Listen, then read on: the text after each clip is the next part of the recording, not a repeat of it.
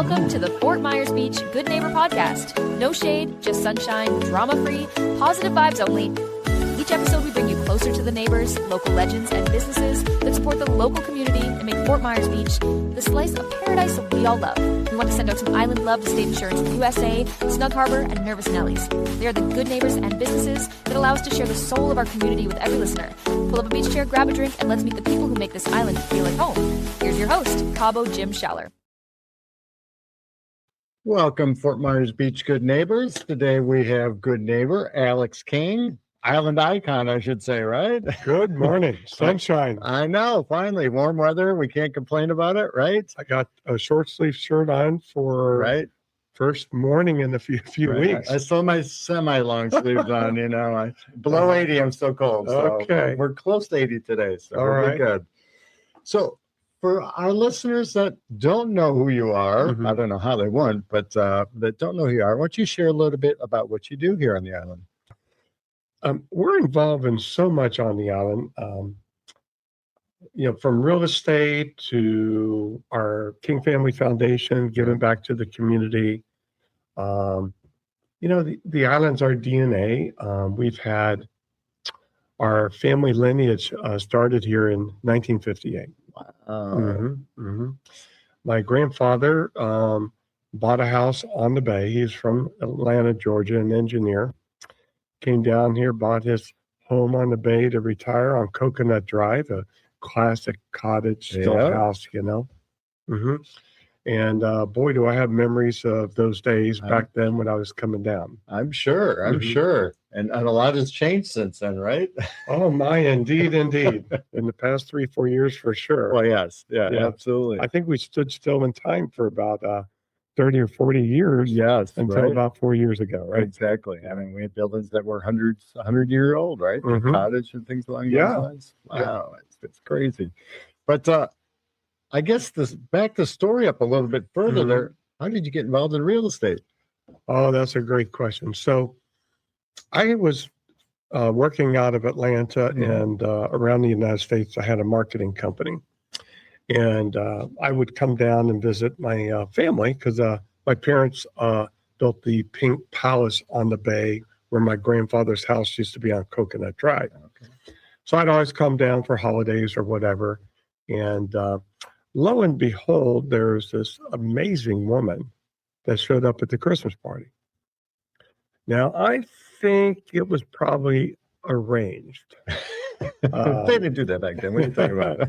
I don't think the Anita knew, but I think the rest of the family and the daughter-in-laws and all that were all playing little Cupid, huh? Yeah, playing Cupid and stuff.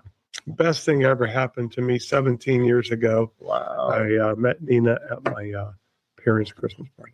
Very nice. And the rest is history. And now you live on beautiful Fort Myers. I'm full-time here ever since, and loving every minute of it. Selling the lifestyle and dream of Fort Myers Beach. And it's beautiful. It's beautiful. So it sounds like a dream, right? You know, running a business on the beach, living on the beach, you're in paradise. We all have certain storms and obstacles that we go through. Sure. We've had a couple of big ones, but I mean, just professionally starting and getting going and growing your business. Have there been certain things that help define who you are today? Well, that's a good question. It's been a long journey. When I first started, I went right into tech. So I was the first one with Trulia, which was bought by Zillow. Yeah. And so I was the first one with Zillow in the marketplace. And then I, leaned on a lot of my marketing background where I was in the timeshare marketing industry and had teams of OPCs, we call them. Okay. Working in Gatlinburg and San Francisco and Maui and Myrtle Beach, all over the United States. Beautiful areas. Yeah. So they would sit outside and they talk to people, and we had to find out, why are they here? What are they excited about? What their interests are, and then, invite them over to see a timeshare. Yeah. Not much difference than what we're doing today, just a little bit more expensive and a little bit more complicated. Yeah. But I took a lot of that experience, as well as my tech side, and that really helped start the business along. But other than marketing, you have to sell the lifestyle and the dream here. Exactly. A lot of guys like fishing. Well, I've got a lot of favorite fishing holes. Don't we all? Exactly. I can't tell. Right. I can't tell you guys where all of them are. No, don't do that. I know a few of them. It's like my favorite beach. I'm going to tell everybody where it is because then everybody will go there, right? There you go. And, Nina and I love walking on the beach. Before they worked on the bridge, we were walking over to Lover's Key. And that's what they're coming down for, is walking on the beach, enjoying the sunshine, loving life here. We have 2 jet skis, we have a boat, pretty much all my life down here. Exactly. I've enjoyed it. And it's a different lifestyle. It's a much calmer lifestyle. People just can take a breath and relax and enjoy the nature and the beauty that we do have here. Truly.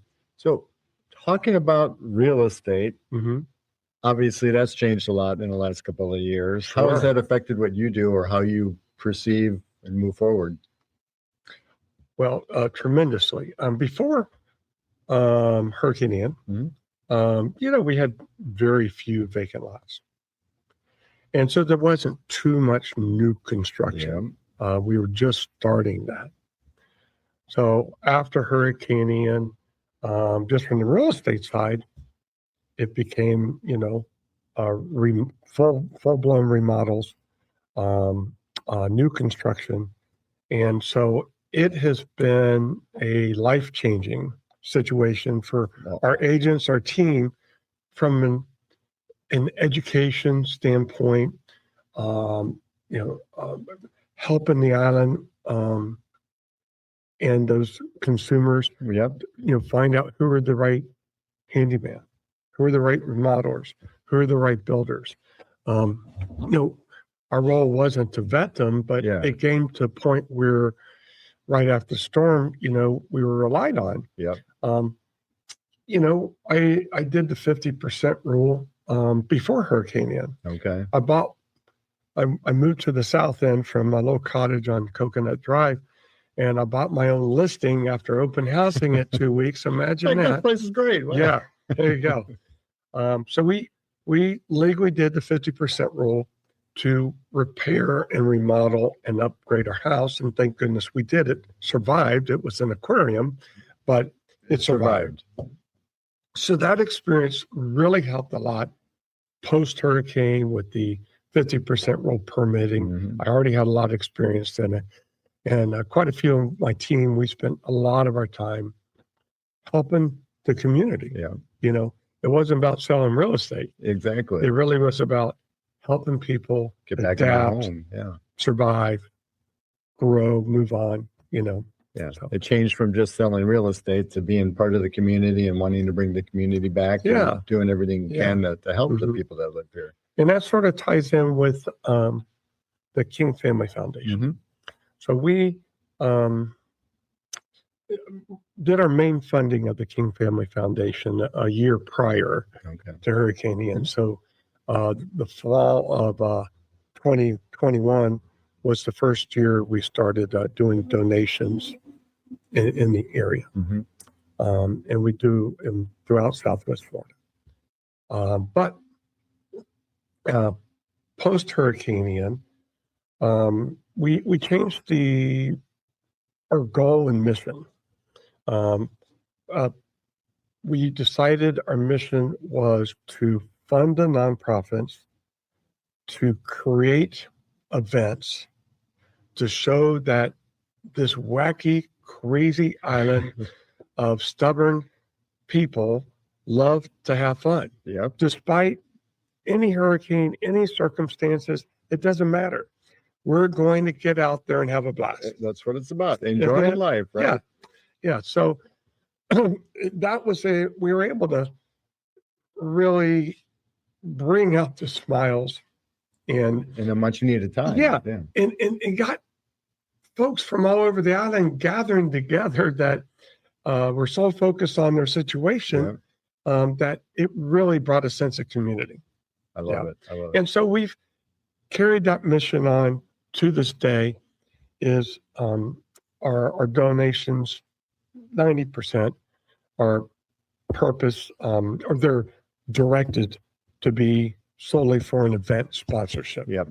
And that's been tough on a couple of nonprofits because they've had staffing changes, and if they were exhausted after Milton, oh geez, do we have to do another one? You got to do another party. And then we did it. We pulled it off. It was great. But hats off to all of them. They did all the hard work, putting them together.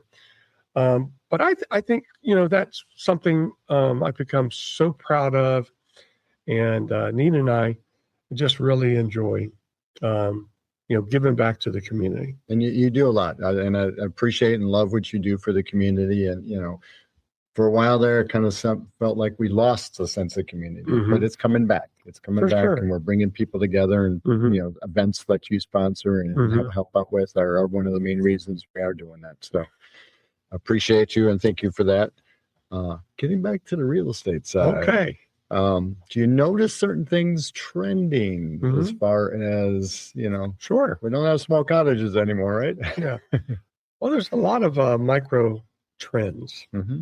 So what we're seeing right now, the last year and a half, a lot of the ranch homes on canals on the south end, and some over in the from Connecticut to Nora,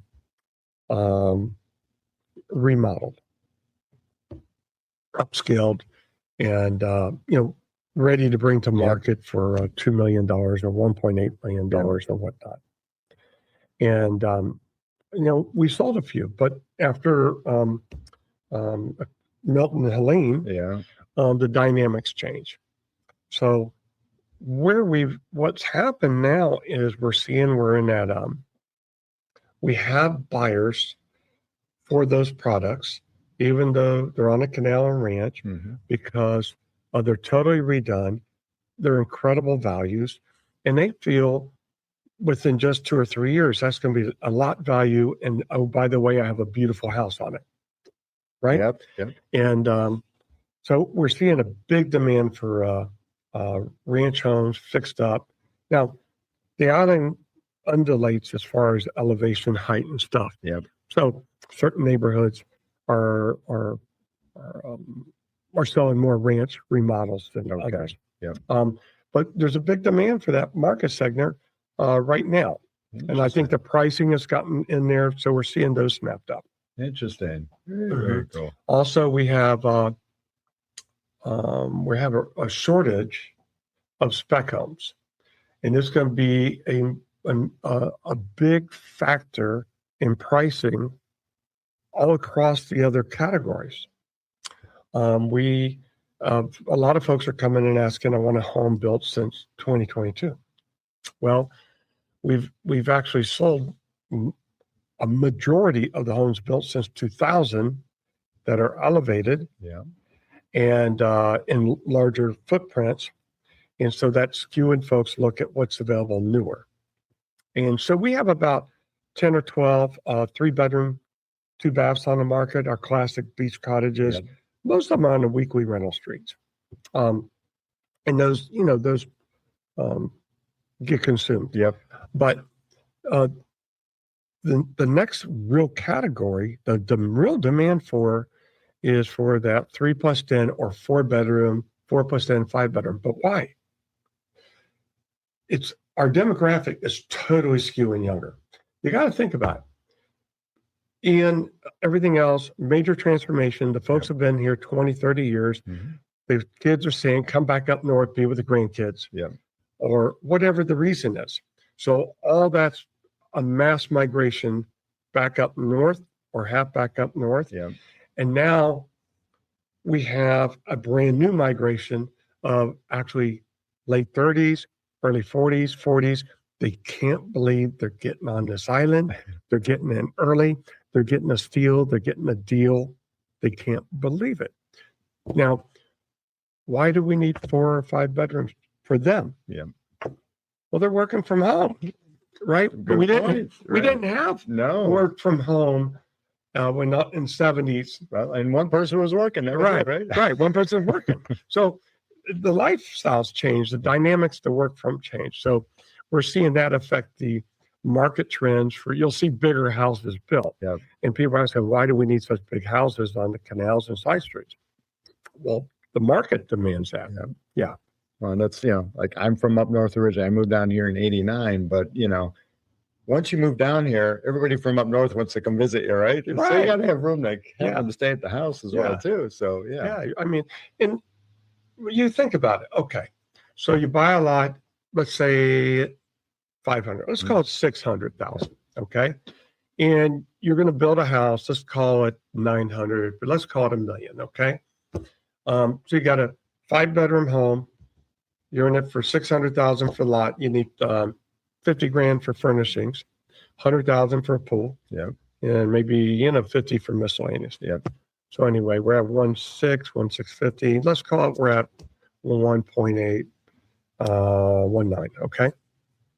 Well, that's their second home, or they got a home on the lake. They got an office in the city and home in the city. That's their third home. Okay. But that's different than who we have been. Yeah. Because we were the classic hardworking blue collar and other guy trades coming in. Mm-hmm. Yeah.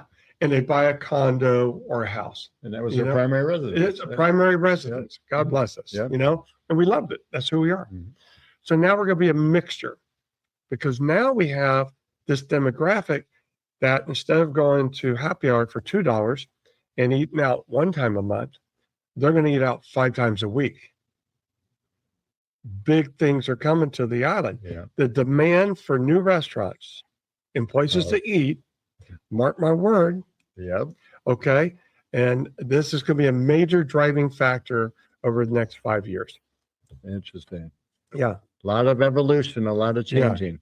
What advice could you give our listeners if they are looking to come to the island or settle on the island or looking to make a move? Yeah. I would say just, come on down, stay at one of our amazing hotels or resorts we have on the island, or we have a lot of rental agencies that provide incredible services. And so we have condos for rent, houses for rent. Just get a taste of the lifestyle. Yeah. And, go around, check out some of the open houses. If you want to look at property, I would say get educated first. Okay. The goal is for you to get a master's degree on Fort Myers Beach real estate, and instead of diving in the deep end, put your toe in the shallow end, Exactly.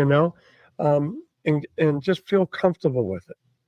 And so whether it's myself as a realtor, Alex King Group, and our team, or any of the other brokerages on the island, we've got great real estate brokerages, been here, 20, 30 years, great companies to work with. So we're all here to help you.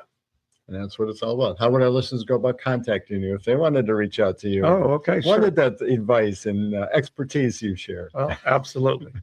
Well, you can go to our website, alexkinggroup.com. You can reach out to me directly, 239-849-3663. That's 239-849-3663. Very good. Yeah. Alex, it's been a pleasure. Thank you for being such a good neighbor. And we're going to see you out at the beach here soon because the weather's beautiful. Oh, absolutely. I was looking at the boat and I'm thinking I got to get the cover off. I might surprise my sweetheart this weekend with a little boat ride in the afternoon. Nice. So there you go. I think she would love that. I think so. All right. You have a great day. Thank you. All right. Thank you so much for the opportunity. Yep. All right. Let's play this so I don't have to do it later. Thanks for tuning into the Fort Myers Beach Good Neighbor podcast. No shade, just sunshine, drama-free, positive vibes only. If you loved what you heard, share it with a friend and keep the good vibes going. Until next time, remember to Cabo until you wabo and keep being a good neighbor. Also, to nominate your favorite neighbors, local legends, heroes, or local businesses to be on the show.